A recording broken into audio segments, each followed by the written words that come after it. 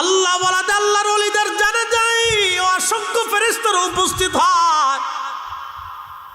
প্রিয় নবী ডাক দিয়ে বলতেছে, সাহাবীরা এত পরিমাণে ফেরেশতা, আমি নবীজি পা রাখার মতো জায়গা পাচ্ছিলাম না গো। আল্লাহ তার তওবা এমন ভাবে কবুল করছে, আল্লাহ তার এমন ভাবে মাফ করে দিয়েছে, আল্লাহ তার কান্না এমন ভাবে কবুল করছে রে। আমার সাহাবার জানাজাতে এত পরিমাণে ফেরেশতা আসছে, জমিনে পা ফালানোর মতো জায়গা নাই। এরা মুসলমান, তারা সাহাবী সাহাবী সাহাবী, তারাও মুসলমান, আমরাও মুসলমান, দিন রাত তফাত। তারাও ইমানদার, আমরাও ইমানদার, দিন রাত তফাত। তারা মুসলমান মুসলমান, তাদের পরনে জুব্বা ছিল না, কিন্তু হৃদয়ে অন্তরে ঈমান ছিল। আজ থেকে 50 বছর আগে আমাদের বাংলাদেশে বহু মুসলমান ছিল বাবা, একটা টুপি মাথায় দিতে দিতে টুপিটা কালা হয়ে গেছে। নবীজির একজন সাহাবী ছিলেন, তার নাম সালাবা রাদিয়াল্লাহু আনহু। তো তার একজন ভাই ছিল মুহাজির ভাই, মুহাজির ভাই, সাহাবী ভাই, আনসারী ভাই ছিল, আনসারী ছিল সালাবা। তার মুহাজির ভাই ছিল মদিনা, মক্কা থেকে হিজরত করে মদিনায় গেছে। তো মুহাজির সাহাবী জিহাদের জন্য নবীজির সঙ্গে তাবুকের ময়দানে রওনা হয়ে গেছে। সালাবা রাদিয়াল্লাহু আনহুর দায়িত্ব দিয়ে গেছে, ভাইরে তুমি তো আমার ভাই, আমার স্ত্রী সন্তানদেরকে তোমার আমানতে দিয়ে গেলাম, আমার সন্তান স্ত্রীদেরকে দেখে রাখবে, তাদের ভরণ পোষণ খাবার দাবার যার যেখানে যেটা প্রয়োজন তুমি পুরা করে দেবে। এটার নাম হচ্ছে আমানত। আপনি যদি একজন ভাইকে বলে দিয়ে যান, ভাইরে তোর এই জমিটা দিয়ে গেলাম আমানত, আমি বিদেশ চলে যাচ্ছি, আমার বাচ্চা কাচ্চা রেখে গেলাম, দেখাশোনা করবি। বাবা বিদেশ চলে গেল, সন্তানদেরকে বুঝাই দিয়ে গেল, বেটার আরে তুই আমার বড় বেটা, আমার ছোট সন্তানকে তোর উপরে আমানত দিয়ে গেলাম, আমার ছোট ছেলেটারে তুই লেখাপড়া করাবি, দেখে শুনে রাখবে, আমি বিদেশ গেলাম, আমানত দিয়ে গেছে। প্রিয় নবীজি বলেন, আমার উম্মতরা তোমরা শুনে নাও, কিয়ামতের আগে 85টা আলামত দুনিয়াতে আসবে, এটাকে আলামতের সুগরা বলা হয়। তার একটা আলামতের নাম হলো ওয়াদাউল আমানা, আমানতকে উম্মত মেরে ফেলে দেবে। প্রিয় উপস্থিতি হাজিরিন, প্রিয় নবীর সাহাবী হযরত সালাবা রাদিয়াল্লাহু তাআলা আনহু তিনার মুহাজির ভাই জিহাদের ময়দানে চলে গেলেন, তার স্ত্রী সন্তানদেরকে আমানত দিয়ে তিনি চলে গেলেন। দীর্ঘদিন যুদ্ধের জন্য সফর, নবীজি তাবুকের যুদ্ধের ময়দানে 1 মাস পর্যন্ত অবস্থান করলেন। সালাবা রাদিয়াল্লাহু আনহু নিজের দায়িত্ব পালন করতে যাইয়া তিনি নিজে ওই মাঝে মধ্যে লাকড়ি জোগাড় করে এনে দিতেন, পানি এনে দিতেন, খাবার এনে দিতেন, বাজার সদাই করে দিতেন, যা যা প্রয়োজন ছিল বাড়ির প্রয়োজন তিনি বাহির থেকে মিটাই দিতেন। কিন্তু একদিন সালাবারে শয়তান ডাক দে বলল, সালাবারে তুমি তো সারা জীবন গাধার মতো খাটলা, পানি পুনি দিলা, কিন্তু অন্তর মহলে তোমার ভাইয়ের বউয়ের চেহারার দিকে তো একবার তাকায় দেখলা না।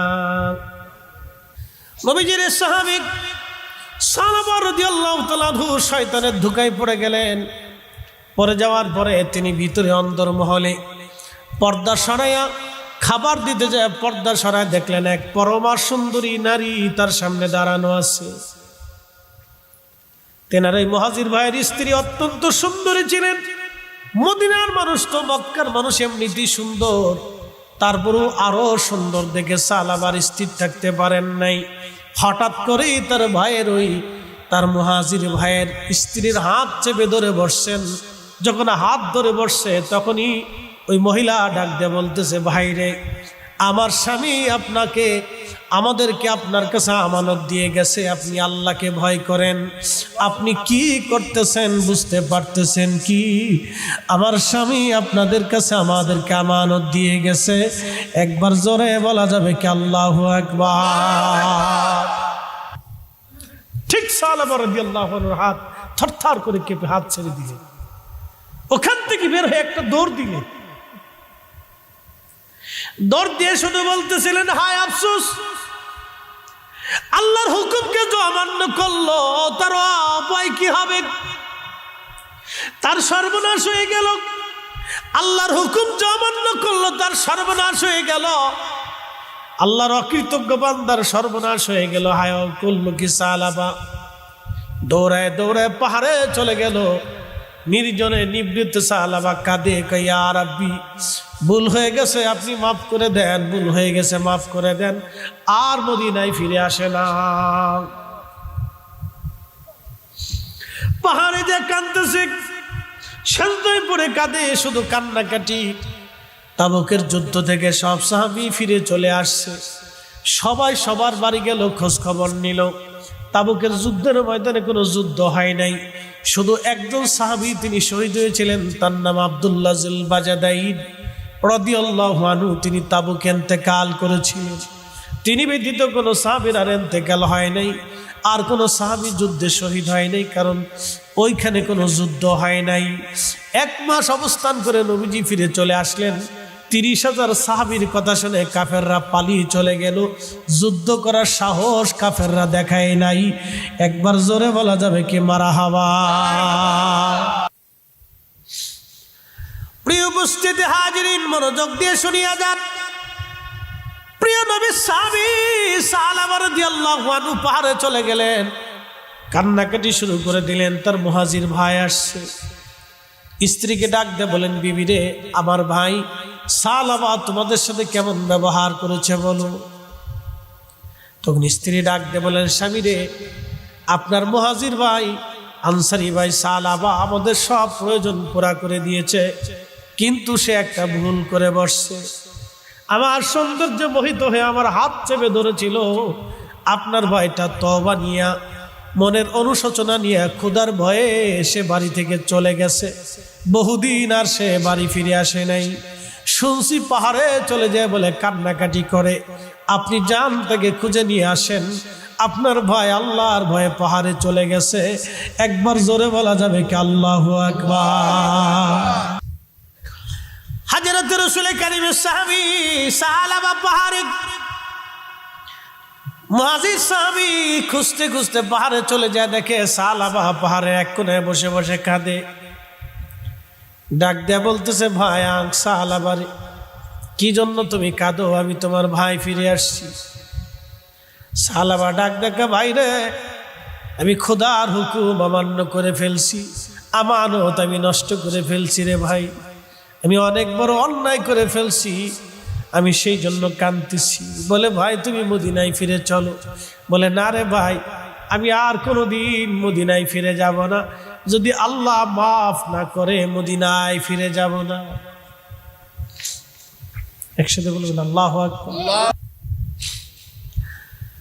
সালামা ডাক দিয়ে বলতেছে, ভাই রে, তুমি চলে যাও, আমি আর ফিরে যাব না। মুহাজির সাহাবী বলতেছে, না ভাই, তোমাকে যেতেই হবে, আমি তোমাকে আল্লাহ রসুলের দরবারে নিয়ে যাব। বলতেছে, যদি নিয়ে যাও তাহলে শোনো, আমি তো আসামি, আমি তো অপরাধী, ভুল করে ফেলছি। আমার হাত পা গুলি বেঁধে আসামির মতো তুমি টানতে টানতে আমারে মদিনায় নিয়ে যাও। আমি আসামি বেশে মদিনায় ফিরে যাব। আসামি বেশ ছাড়া আমি মদিনায় যাব না। আমার হাত পা বেঁধে আসামির মতো তুমি আমাকে নিয়ে যাও, অপরাধীর মতো তুমি আমাকে নিয়ে যাও। একবার জোরে বলা যাবে কি মারহাবা।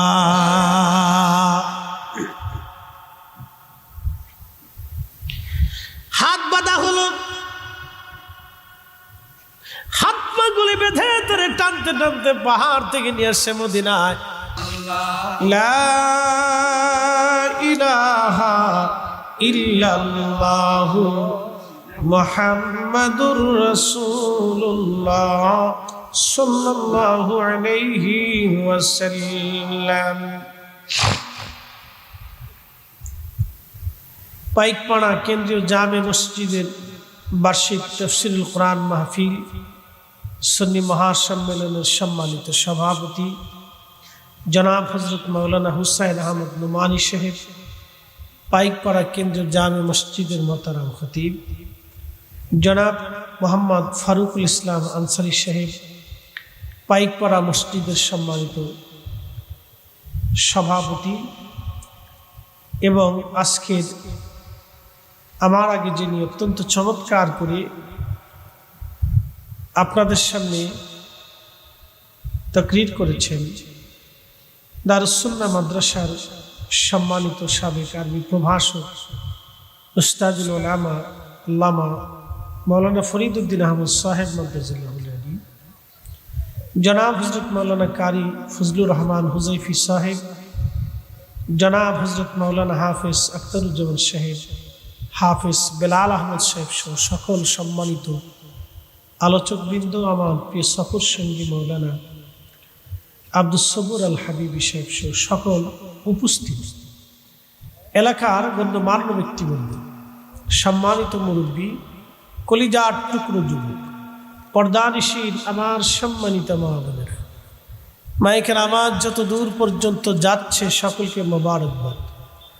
শুকরিয়া সে আল্লাহর দরবারে যিনি আপনাকে এবং আমাকে এই ঈদের আমেজের ভিতরে দুনিয়ার সব কিছুর থেকে জুদা করে আলাদা করে আল্লাহ তার বেহেশতের বাগানের সামিয়ানার নিচে বসার সুযোগ করে দিলেন।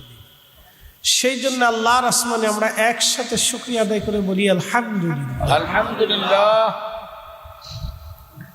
আরো শুকরিয়া করি সে আল্লাহর যিনি সর্বশ্রেষ্ঠ নবী, সর্বকালে সর্বশ্রেষ্ঠ মহামানব, তুলনাহীন একজন মহামানব, জিনার তুলনা শুধু তিনি নিজেই।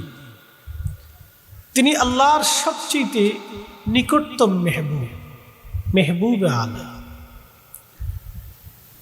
तमाम সৃষ্টির শ্রেষ্ঠ আল্লাহর সেই পেয়ারা বন্ধুর উম্মত হিসেবে আপনাকে এবং আমাকে আল্লাহ মনোনীত করেছেন, পছন্দ করেছেন, কবুল করেছেন।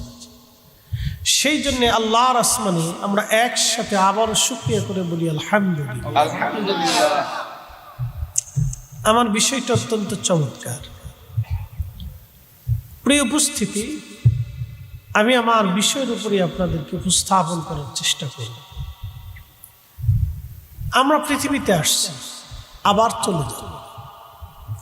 আমাদের আগে কোটি কোটি বিলিয়ন ট্রিলিয়ন মানুষ মাটির সাথে মিশে গেছে। এখানে পাইকপাড়া কি কোনো গোরস্থান আছে? আচ্ছা, কত বছর হবে গোরস্থানের বয়স জানা আছে কারো? 100, 200 অথবা তারও বেশি। আচ্ছা বলেন তো, ধরেন 300 বছর এই গোরস্থানের বয়স। 300 বছর আগে যাকে কবর দেওয়া হয়েছিল তার কবরের পাশে দাঁড়ানোর কেউ আছে?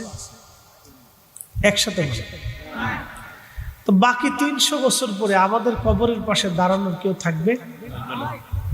পৃথিবীটাই মিথ্যা, এটা ধোঁকার জায়গা। যদি বুঝেন, বেশি বুঝতে হবে না, শুধু আমার এই দুই কথাটা বুঝে যান।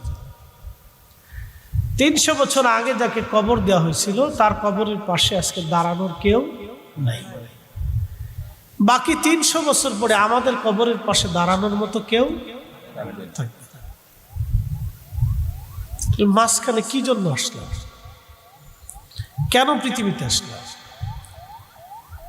আল্লাহ কোরআনে বলছেন ইন্না লিল্লাহ, নিশ্চয় আমরা আল্লাহর জন্য, ওয়া ইন্না ইলাইহি রাজিউন, এবং নিশ্চয় আমরা আল্লাহর কাছে ফিরে চলি। যেমন আমি ঢাকা থেকে আসছি, আবার আমি ঢাকায় ফিরে চলে যাব। এর অর্থ হচ্ছে আমার বাসস্থান ঢাকাতে, আমি সাময়িক সময়ের জন্য আপনাদের এখানে আসছি, আমার কাজ শেষ করে আমি আপনাদের থেকে বিদায় নিয়ে চলে যাব। ইন্না ইলাইহি রাজিউন, আমরা আবার আল্লাহর কাছে ফিরে চলে যাব। এর অর্থ হচ্ছে আমরা সাময়িক সময়ের জন্য পৃথিবীতে আসছি, ছিলাম আল্লাহর কাছে, আবার আল্লাহর কাছে চলে যাব। এখন কি নিয়ে যাবে? যেটা নিবেন সেটা হলো আমার সাবজেক্ট। আজকে যে বিষয়টা দিয়েছেন সেটা কি নিবেন? আল্লাহর কাছে তো ফিরে চলে যাবে। বাংলাদেশের প্রধানমন্ত্রী, রাষ্ট্রপতি, প্রধান সেনাপতি, পুলিশ প্রধান, গোয়েন্দা ডিভিশনের প্রধান, বিজিবি প্রধান, এরপরে সিআইডি প্রধান,